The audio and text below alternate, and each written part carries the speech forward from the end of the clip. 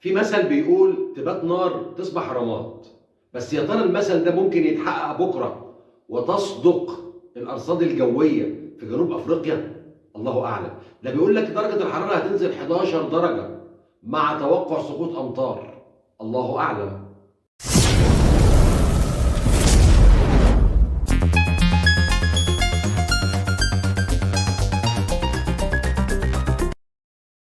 السلام عليكم ورحمة الله وبركاته، كل أصحابي وأخواتي وحبايبي، كل عشاق ومشاهدي ومشجعي كرة القدم، أهلا وسهلا بحضراتكم في حلقة جديدة من برنامجنا وبرنامجكم أهلاوي فندي. يا رب يا رب تكونوا بألف خير وصحة وسعادة. أتمنى من ربنا سبحانه وتعالى إن حلقة النهاردة تعجبكم علشان ما تحرموناش برضو من اللايك والشير. ولو حضرتك جديد معانا وعجبك المحتوى، نتشرف حضرتك تشترك معانا في القناة وتفعل زر الجرس علشان يوصلك كل جديد من برنامج أهلاوي فندي. ساعات قليلة جدا بتفصلنا عن مواجهة نارية في الدور قبل النهائي من بطولة الدوري الأفريقي الجديد، مواجهة بين النادي الأهلي وصن داونز الجنوب أفريقي، أو صن داونز اللي هو صاحب الأرض بكرة إن شاء الله، صن داونز والنادي الأهلي. مواجهة طبعا الكل عارف مواجهات الفرقتين دول بتبقى عاملة إزاي، وخاصة إن المواجهة الأولى هناك في بريتوريا في جنوب أفريقيا. صن داونز فرقة يا جماعة ملهاش أمان في في اقل مستوياتها او في اشد ظروفها الصعبه، بتبقى فرقه قويه، وخاصه في ملعبها اللي قلنا قبل كده ان هم بيسموه المقبره. لكن ان شاء الله بامر الله بكره هينقلب السحر على الساحر، وان شاء الله بامر الله الاهلي هيقدم مباراه من اجمل مبارياته، وخاصه ان اللعيبه جواها حماس جامد جدا، وخاصه ان اللعيبه خدت برضه، فاكرين ايام اتحاد العاصمه الجزائري ورجعت اللعيبه؟ طبعا كان حظ المصري، كان اول مواجهه هو اللي خد وش القفص زي ما بنقول. برضو اللعيبه بعد مواجهه سيمبا كولر قفل عليهم الباب، وواضح ان هو ادى يعني دش محترم. تمام. فاللعيبه امبارح والنهارده تمرين يا جماعه، فعلا اللعيبه نازله كل واحد بيقول هو بكره ده ان شاء الله بامر الله موقعة الحسم مش القاهره. هو ده اللي انا حسيته. حسيت ان اللعيبه عايزين يحسموا الموضوع في اول مباراه في بريتوريا. التمرين النهارده كان تمرين قوي جدا. اقول لكم على حاجه، هل في ممكن حد يختلف؟ انا هوريكم يعني قوه التمرين عامل ازاي. هل ممكن حد يختلف ان بكره ان شاء الله بامر الله بدون اي شر الشناوي هو اللي هيلعب؟ يعني مفيش حد ممكن يتخيل ان مصطفى شوبير او مصطفى مخلوف هو اللي ممكن يلعب. بس تشوف الاثنين حارسين المرمى الاحتياطي مصطفى شوبير او مصطفى مخلوف بيتمرنوا ازاي، اكنه هو اللي هيلعب بكره. ده ان دل على شيء يدل على ان الكل، سواء من اللي هيبدا اساسي او من اللي قاعد احتياطي او حتى اللي مش متخيلين انه ممكن يلعب، تمام، كله بيتمرن تمرينه جامده جدا جدا جدا علشان بكره ان شاء الله تكون موقعة الحسم. طيب لو قلنا كده في تخيلنا ممكن كولر يعمل ايه بكره، او التشكيله تكون عامله ازاي؟ في اماكن اساسيه مش هينفع حد يفكر ان ممكن يتلعب فيها، او تغيير حد بحد. يعني الشناوي مش ممكن حد يتخيل ان حد هيقف مكان الشناوي. ان شاء الله بامر الله طالما الشناوي بخير وسلامه فهو الشناوي هو الاسد حامل عليه. طيب الباك اليمين ما اعتقدش ان محمد هاني حد ممكن يلعب عليه، حتى بوجود اكرم توفيق وخالد عبد الفتاح. اكرم توفيق طبعا في يوم من الايام يا جماعه كان هو اللي ما فيش زيه في المنطقه دي، لكن احنا عارفين طبعا الاصابه والقعده بقاله فتره، حتى لو رجع وفي التمرين تمام وراجع تمام، بس برضه لسه رجله مش في الملعب، ومش اللي يخلي كولر يغامر بيه. فكده او كده اعتقد ان محمد هاني هو هيكون الاقرب في المكان ده. والناحيه الشمال طبعا المعلم علولو، يعني حافظ مكانه. الشارع ده باسم علي معلول، ما حدش يقرب له، مع احترامي طبعا يعني الناشئ الشاب الجميل كريم الدبيس، لكن علي معلول طبعا ما حدش هيلعب عليه طالما هو زي ما قلنا واقف على رجله تمام، فدي منطقته. طيب قلبي الدفاع احنا في ثلاثه. في عبد المنعم وياسر ابراهيم ورامي ربيعه. الاختيار ممكن يكون ما بين ياسر ابراهيم ورامي ربيعه، لان عبد المنعم الحمد لله تمام، وحتى الكدمه اللي كانت عنده من المباراه اللي فاتت واحنا عرفنا ان خلاص مفيش كدمه. فلو هيبقى في مفاضله هتكون ما بين ياسر ابراهيم ورامي ربيعه، ويمكن يكون ياسر ابراهيم الاقرب. تمام؟ طيب نيجي بقى عند خط النص اللي ممكن يبقى فيه وجهات نظر كتير وفيه كلام كتير. في ناس ممكن تقول لك مباراة بكره يا جماعة محتاجة تقفيل، يعني كولر يلعب 4-3-3، يعني كولر يلعب بثلاثة ديفندر، وخاصة ان يكون فيهم اتنين عندهم النزعة الدفاعية اكتر، واحد زي اليو ديانج، واحد زي احمد نبيل كوكا. تمام؟ عندهم النزعة الدفاعية كويسة، وفي نفس الوقت بيقدروا الاثنين يساعدوا الوينجين، الوينج اليمين والوينج الشمال. ومروان عطية استاذ في تغطية العمق. هي يعني دي وجهة نظر. وفي حد تاني ممكن يقول لك ايه؟ لا، مباراة بكرة محتاجة المعلم يكون معاهم قفشة، يعني العب 4-2-3-1. برضه هي وجهة نظر، لكني مع وجهة النظر الاولانية. يعني قفشه ممكن يستنى على الدكه بره، والدفع بيه في خلال المباراه حسب مجريات الامور، نحتاجه في اي وقت. اطمنت للنتيجه ايا ما يكون.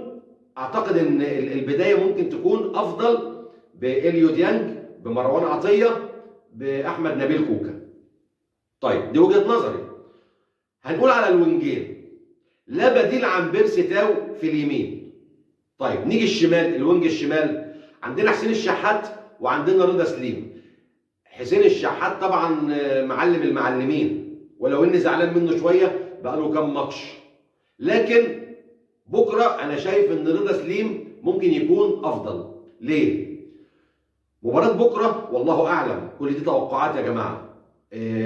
صن داونز هتهجم عليك، وخاصه ان هي في ملعبها، وخاصة إن هي مشتاقة إن هي مرة تعديك وتروح تاخد بطولة. تمام؟ فأعتقد إن هو هيبقى في ضغط جامد عليك من صن داونز. في الحالة دي بتحتاج الوينجين، الوينج اليمين والوينج الشمال، حد سريع في التقدم والهجوم، وتاني ارتداد للدفاع. أعتقد إن دي موجودة عند رضا سليم أكتر من حسين الشحات. زائد مباراة بكرة برضو في حتة هجومه عليك ممكن تحصل حتة 1-على-1 كتير. تمام؟ رضا سليم عنده حتة ان هو يعدي 1-على-1 اسرع وافضل من حسين الشحات. انا ما بقللش من حسين الشحات طبعا، معلم وجميل وزي الفل، بس يركز شوية ويسيبه من حتة نجم الشباك، يرجع يلعب جماعي تاني. فانا شايف ان رضا سليم ممكن يكون افضل بكرة، يبقى بيرسي تاو ورضا سليم. طيب الهجوم، يعني حتى الآن هو ربنا سبحانه وتعالى كاتب علينا إن إحنا شبه ما فيش اختيارات، لحين إن مودست يعني يظهر له أي كرامات. يبقى إذن الاختيار الأول هيكون كهربا، ده في رأيي. لو في تغييرة أو في حتى لو كهربا مش هيلعب وحد تاني هيلعب مكانه هيكون مودست. أما صلاح محسن اكيد ان هو هيكون الاختيار الثالث يعني.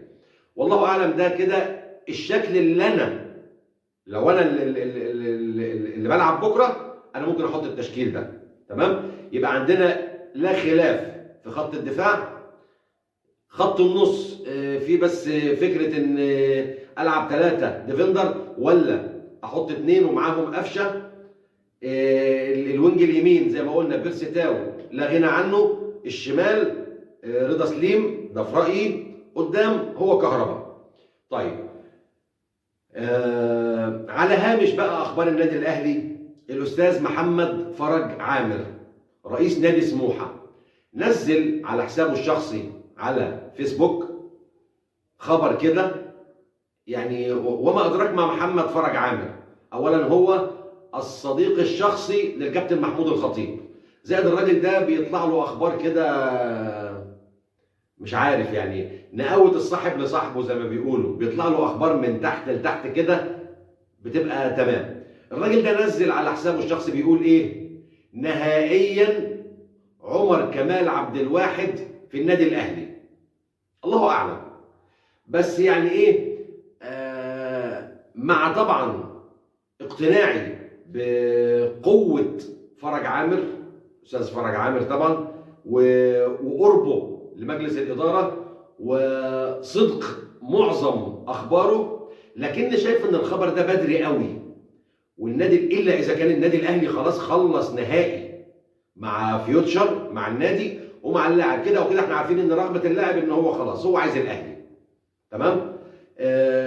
اذا كان الاهلي خلص نهائي فعلا، زي ما الاستاذ محمد فرج عامر بيقول، ممكن يبدا الموضوع يحصل فيه اعلان. لكن لو لسه ما بينه وبين، اعتقد ان الخبر ده مش هيكون في مكانه الصحيح، لان النادي الاهلي يا جماعه مش الفرقه اللي بتعلن اخبارها كده بسهوله. وطبعا انتوا فاكرين قصه المهاجم واللي قعدنا فيها شهر وشويه عمالين نقول لا فلان، لا علان، لا ترتان، لا فلان ده قرب خالص ويطلع مش هو، وفي النهايه جه اسم مش مطروح نهائي، تمام. فالله اعلم، هو خبر حبيت اقوله بس، الخبر بتاع الاستاذ محمد فرج عامر. طيب، برضو على هامش اخبار النادي الاهلي خبر سريع برضو كده، بس هو خبر جميل. خبر قبل ما اقوله عايز اقول بسم الله الرحمن الرحيم، بسم الله ما شاء الله، الله اكبر من اي عين مدوره. الكابتن محمود الخطيب قرر ان هو دعوه اعضاء الجمعيه العموميه لحضور اجتماع جمعيه عموميه يوم 17 و18 نوفمبر. الاجتماع ده الهدف منه مناقشه 12 بند او عرض 12 بند على الجمعيه العموميه. ما يهمنيش من ال 12 بند دول غير بند واحد، هو بند الميزانيه. بسم الله ما شاء الله، النادي الاهلي بيعلن ميزانيته ان هي 3 مليار و800 مليون. بسم الله ما شاء الله، ميزانيه ما حصلتش في نادي من انديه مصر. مش بقول حد بره، لا، جوه مصر مفيش نادي ميزانيته وصلت 3 مليار و800 مليون. حتى الانديه الخاصه المملوكه لعرب، حتى الانديه اللي شارك فيها او ساعد فيها اي عربي، تمام، مفيش نادي وصل للمبلغ ده. بسم الله ما شاء الله، الله اكبر، في زياده دايما يا رب يا اهلي. هنروح لاخبار حبايبنا نادي الزمالك. الكابتن طارق السيد نجم نادي الزمالك، الكابتن طارق السيد نزل على الفيسبوك، على حسابه الشخصي على فيسبوك، فيديو له. الفيديو ده قاعد بيتكلم فيه شويه، هو مستاء جدا من مستر اوسوريو، واكبر شيء او اكتر شيء هو مستاء فيه من اوسوريو. هو بيقول ايه؟ الكلام اللي انا هقوله ده على لسان الكابتن طارق السيد. بيقول انا مش عارف مستر اوسوريو ليه مصمم انه كل مباراه يغير مكان اللعيبه. طب اللاعب هيحفظ مكانه والمطلوب منه والخطه امتى؟ لما حضرتك النهارده تلعبني وينج، تاني يوم تلعبني ديفندر، تالت يوم عايز تلعبني دفاع، رابع يوم عايز تلعبني بلاي ميكر. فهو يعني الكابتن طارق السيد مش عاجبه اسلوب اداره مستر اوسوريو للفرقه، تمام. الخبر ده يا جماعه بيرمي ودنا لخبر تاني حاليا متداول، وزاد جدا الخبر ده بعد هزيمه الزمالك امبارح من انبي.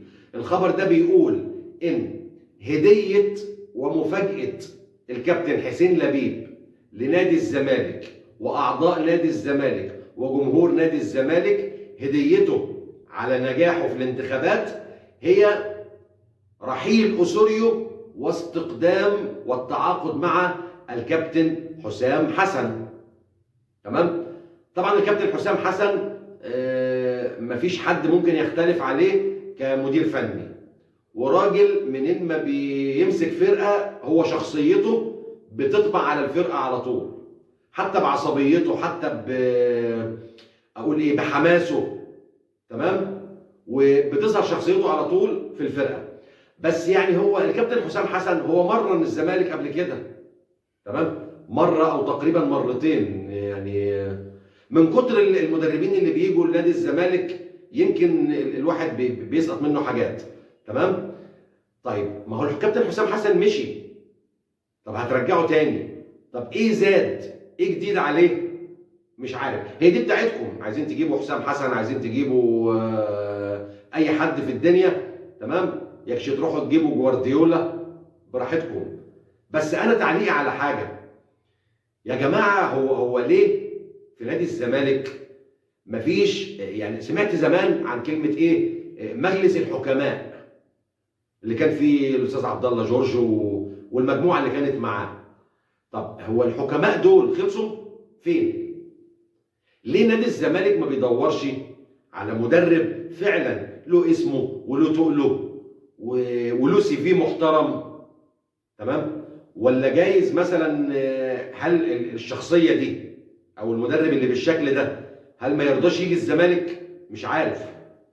بس يعني انا شايف ان الزمالك عمال بيطلع من نقره يقع في ضحضيره، يعني يقوم ويقع، يقوم ويقع، يقوم وبيتخبط. حتى التخبط ده باين في الماتشات، يكسب ماتش خمسات وحاجات كده، وهوب تاني ماتش يقدم مباراة يعني دون المستوى. مش عارف. فجايز جايز دي خطة. مش عارف. انا مش شايفها خطة خالص يعني. تمام. بس يلا حلو. بس ارجع واقول حلو ازاي؟ ما انا عايز الزمالك عشان منتخب مصر يا جماعة، وانتوا عارفين ان ده مبدئي. انا عايز اهلي وزمالك والفرقه كلها عشان منتخب مصر، والحلم الكبير حلمي على الاقل بتاع منتخب مصر. تمام. فهنشوف هل اوسوريو، هو في اجتماع ما بين مجلس الاداره ومستر اوسوريو علشان يقولوا له انت ناوي تلعب من الاخر كده، والكابتن الكلام ده اللي قاله الكابتن طارق السيد برضه، ان الاجتماع ده هيتم فيه انت عايز تفضل تلعب بالطريقه بتاعتك، بطريقه العفاريت والخزعبلات اللي انت والتعاويذ اللي انت بتلعب بيها دي. اللعيبه مش فاهمه حاجه. ويمكن قلتها قبل كده يا جماعه، فاكرين افلام يوسف شاهين، الراحل يوسف شاهين؟ كنت بتقعد من اول الفيلم لاخر الفيلم ما انتش فاهم حاجه. يمكن حتى الاستاذ يوسف شاهين الله يرحمه لما كان في حوار ما بينه في التلفزيون، ما بينه وما بين المذيع، فالمذيع بيقول له يعني افلامك مش مفهومه وبتاع، فيوسف شاهين باسلوبه اللي كان معهود عنه واسلوب الضحك بتاعه، فقال له ايه؟ قال له افلامي انا ذات نفسي مش فاهمها. تمام. فانا برضو مباريات الزمالك مع اوسوريو انا مش فاهمها. اوسوريو ذات نفسه، انا قلتها امبارح، اوسوريو ذات نفسه مش فاهمها. تحس ان هو واقف كده عمال بيتفرج على المباراه، ويمكن انا علقت امبارح قلت هو مستني الفرقتين دول يخلصوا علشان فرقته تنزل. مش عارف. فالله اعلم، هنشوف الايام اللي جايه هيبقى فيها ايه، اوسوريو ولا حسام حسن. استكملنا النهارده مباريات الاسبوع الخامس في الدوري المصري. مباراتين، واحده طلعت على غير المتوقع بالنسبه لي، وواحده كنت متوقع لها يعني مستوى معين عليت قوي عن ما كنت متخيل. اللي كنت متخيله هتبقى مباراه جامده قوي، زد وسموحه. بس عارف، هي المباراه خلصت 1-1. انا قعدت اتفرج من اول المباراه لحد شويه، لحد ما سمعت نتيجه مباراه تانية الناحيه التانية، الاتحاد والمقاولين، فرحت قالب بصراحه زد وسموحه، وفي النهايه عرفت نتيجتها، لقيتها هي ما فرقتش كتير عن الشويه اللي اتفرجت عليهم. زد وسموحه كانت مشكلتهم ان كل فرقه عايزه تكسب، لكن كل فرقه خايفه من الهزيمه. لذلك عارف ما حصلش فيها الاثاره، ما حصلش فيها اللعب اللي كنا متوقعينه.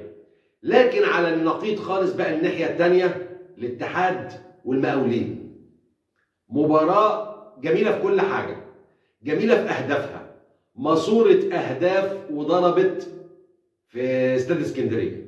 المباراه خلصت 3-2 للاتحاد السكندري، اهداف حتى السماله، اهداف حتى مطلع الفجر، اهداف حتى قبل ما الحكم يصفر بحاجه بسيطه. بدقيقتين 3 الاتحاد جايب الجون الثالث. مباراه حلوه، مباراه حلوه فنيا، حلوه تكتيكيا. الاثنين مدربين بصراحه، عارف انا بقيت قاعد عمال اتفرج، ده المدرب ده يعمل حاجه او يعمل تغييره حتى من غير ما ينزل حد، يعمل تغييره جوه الملعب، الثاني على طول يلحقه. يعني اذا كان الكابتن شوقي غريب او الكابتن طارق العشري، الاثنين ما شاء الله عليهم، ده عمال يلعب. عارفين اللي بيلعبوا شطرنج؟ الاثنين كانوا بيلعبوا شطرنج، انا حسيتها كده. تمام. مباراه طلعت 3-2. مبروك لنادي الاتحاد وجماهيره، هارد لك لنادي المقاولين. حلو يا جماعه. انا شوفوا كل ماتشات او كل اسبوع بقول ايه؟ بقول الدوري عمال بيعلى اهو، بيعلى باهدافه. انا شايف ان كميه الاهداف السنه دي حلوه. تمام. اصبح في فكر في الملعب، فكره حتى في الجهاز الفني وادارته للمباراه. حلو، وان شاء الله بامر الله خير علشان الدوري بتاعنا يعلى ويبقى حاجه تشرف. خلصت حلقتنا النهارده، سعيد جدا جدا بلقائي مع حضراتكم. بدعي ربنا سبحانه وتعالى ان الحلقه النهارده تنول اعجاب حضراتكم ورضاكم. علشان ايه؟ عشان ما تحرمناش من اللايك والشير. زنان انا صح؟ بص تحت الفيديو على اليمين هتلاقي اللايك، مش هتتعب والله العظيم. ادعم اخوك باللايك بالشير. ولو حضرتك جديد معانا وعجبك المحتوى وحسيت ان اخوك بيجتهد علشان يقدم وجبة رياضية كويسة، حضرتك نتشرف بحضرتك معانا. تشترك في القناة وتفعل زر الجرس علشان يوصلك كل جديد من برنامج اهلاوي فندي. اشوفكم ان شاء الله بامر الله بكرة بعد مباراة النادي الاهلي. بعد مباراة النادي الاهلي اللي هي هتكون الساعة 3 عصرا بكرة ان شاء الله نتقابل ونقول مليون مبروك لكل الاهلاوية. تصبحوا على الف خير، والسلام عليكم ورحمة الله وبركاته.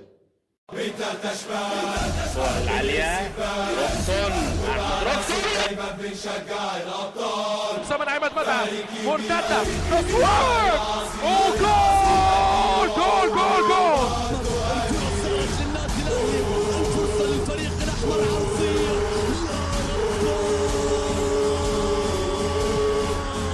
ولكن احذروا الكاو، احذروا الكاو. ترجع الكرة بالراس، القاضية ممكن، القاضية ممكن، شاط الكرة علي محلول يوسع جول جول اهلاوي. فريق كبير فريق